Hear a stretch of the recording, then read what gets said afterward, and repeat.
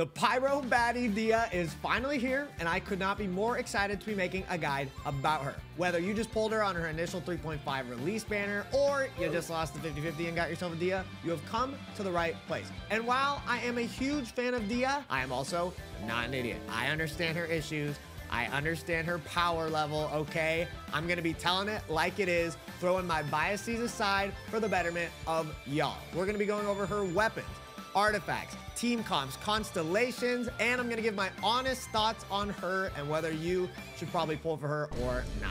All in one quick, neatly wrapped up little package. This is the complete EEX Dia guide. Dia is a 5-star Pyro Claymore with double scaling in both attack and HP. She's also being added to the standard banner pool starting in version 3.6. Yes, the second 5-star Pyro Claymore on standard before a single Geo. I don't know what they're doing over there, man, okay? But unlike Diluc, who's meant to be an on-field Pyro DPS, Dia's strengths lie most in her off-field supportive bonuses and off-field Pyro capabilities. Dia's main DPS capabilities as of now are very weak until she gets some constellations, but that doesn't mean she can't find a role on teams without them. Like I said, her strengths are in her support. Let's start with Dia's bread and butter, her skill. Molten Inferno, it does damage and puts down a fiery sanctum that lasts 12 seconds. It can be activated again to do another instance of damage, which does a little bit more than the first time, and it moves the fiery sanctum to the new activation location bars. Keep in mind, using it again will not refresh the duration timer. This field does some very nifty things. First, enemies inside the circle that take damage will be hit with a coordinated pyro attack.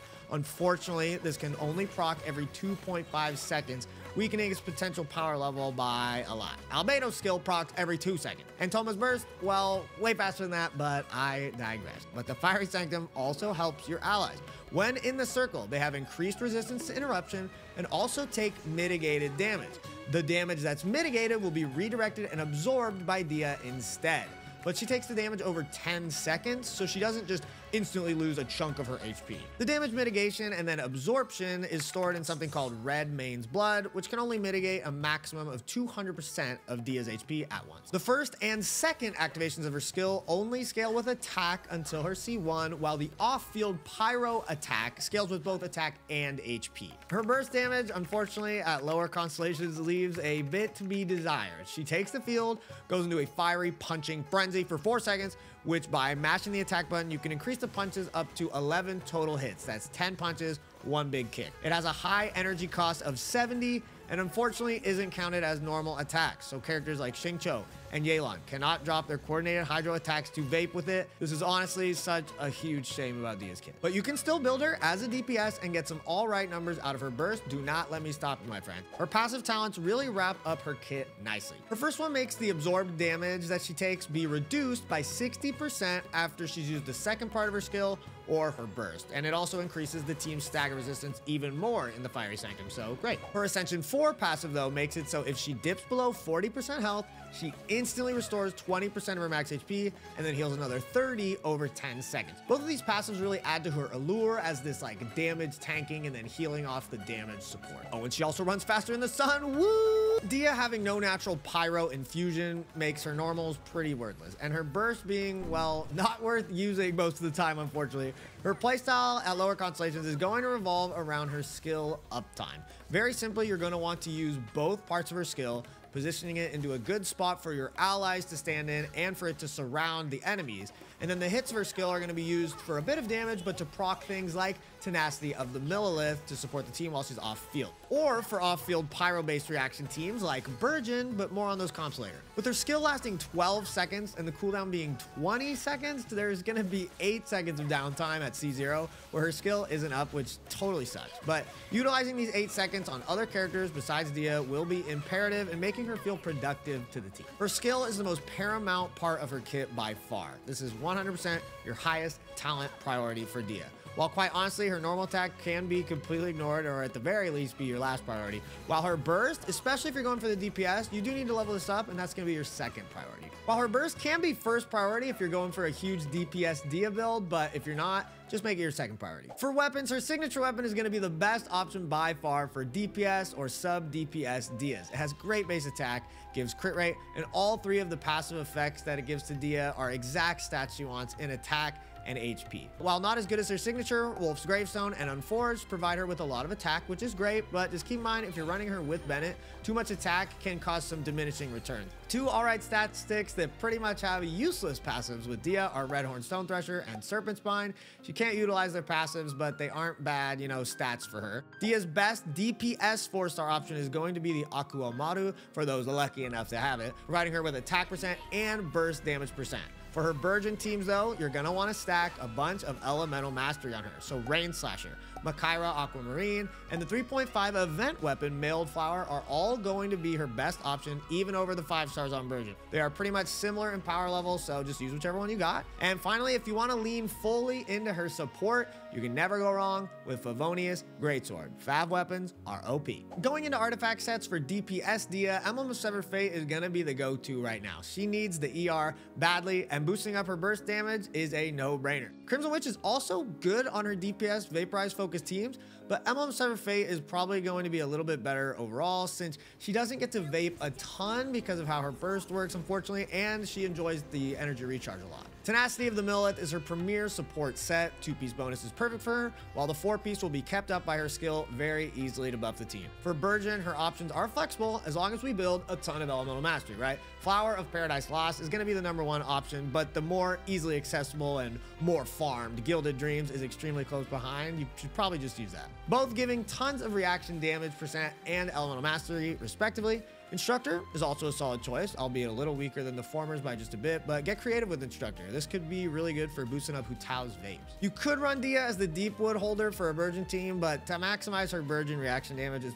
probably best someone else holds it. Don't be afraid to use any of the 2-piece combos that give you the stats you want if that's all you've got. Nothing wrong with that. And Vermilion, look, sounded like it could be cool with the HP loss and stuff, but it sucks. It only works after you use your burst, so no bueno. Let's go over her constellations real quick, and keep in mind, guys, now that she's on standard, maybe these constellations don't mean anything to you right now, but hey, you might get unlucky and have yourself 1 or 2 Dias a couple months from now, all right? So let's learn. At C1, she gets 20% more HP, and now all parts of her skill scale with HP. So she's 100% double scaling, and her burst gets even more HP scaling. So this is a nice quality of life for Dia's DPS. It's a great con. C2 is probably her single biggest con for any comp, in my opinion. This buffs her skill uptime to 18 seconds, which gives her only 2 seconds of skill downtime on rotation.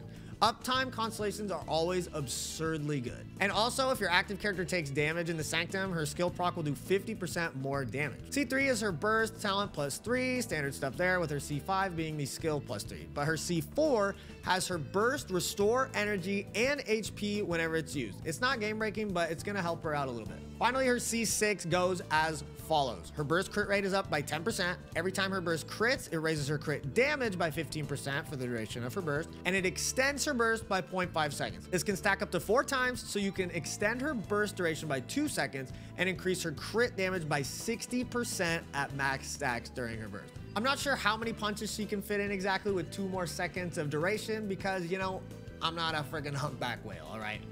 I'm a humpback game. Obviously, this is a cracked constellation for DPS Dia. Time for what I think are some of Dia's best team comps that I've been cooking up. Let's start with Burgeon. This team's gonna consist of Dia, Nahida, Xingqiu, and a healer like Yao Yao or Kokomi. You're gonna mark your enemies and activate Xingqiu's kit and create some blooms, then bring in Dia. The activation of her skill is gonna pop some of those huge Burgeons, as well as leave her skill on the field to continuously proc Burgeon from off field. She'll mitigate and absorb damage much like Thoma, and is she much better than Thoma on this team? Not really, but she still does work on it. Only 2 Burgeons can hit an opponent within 0.5 seconds of one another. So since she doesn't apply Pyro very fast, only once every 2.5 seconds, there may be too many seeds on the ground by the time she procs, effectively wasting the explosions of those seeds. I actually really like Dia as a Vaporize Hu Tao support. So the team would be Hu Tao, Dia, Yelan, and Xingqiu. Dia is going to give Hu Tao and the team Pyro Resonance, along with protecting Hu Tao through stagger resistance and damage reduction, making it easier for Hu Tao to get lower on HP. Obviously, Hydro Resonance synergizes with everybody here too. Dia might steal a vape or 2 from Hu Tao, affecting the team's DS, so you have been warned. The playstyle is going to be simple. You set everything up with Xingqiu, Yelan, and Dia, and then you send in Hu Tao last to take advantage of her team's hard work. Dia can work on some Ganyu melt teams, giving Ganyu stagger resistance and reducing her damage taken. Ganyu, Dia, Bennett, and either Nahida for endless burning pyro aura or an Anemo support works here. This team looks really strong on paper, but to be honest, I still find Ganyu taking more damage than she can handle and getting knocked around by bigger enemies. So if you can pilot this team really well, it totally works, but it doesn't leave a whole lot of room for error. Mono Pyro is surprisingly one of Dia's best comps, but it's hard not to be good when your team consists of Bennett, Kazuha, and Xiangling. But Dia has an actual valid reason to burst on this team comp because the damage is decent with all the pyro buffs and shred, and then she's just going to be taking the brunt of her enemies with her strong stagger resistance. Vaporized Dia is going to be the team comps if you want to try and maximize Dia's damage output. We do have a few options. First, the famous screenshot comp, Kazuha, Bennett, and Mona with Dia. Mona's Hydro application will actually allow Dia to vape most of her bursts so long as the enemies stay in range of Mona's little weird water chibi thing. But you'll need a lot of energy regeneration to help Dia and Mona get their bursts up consistently though.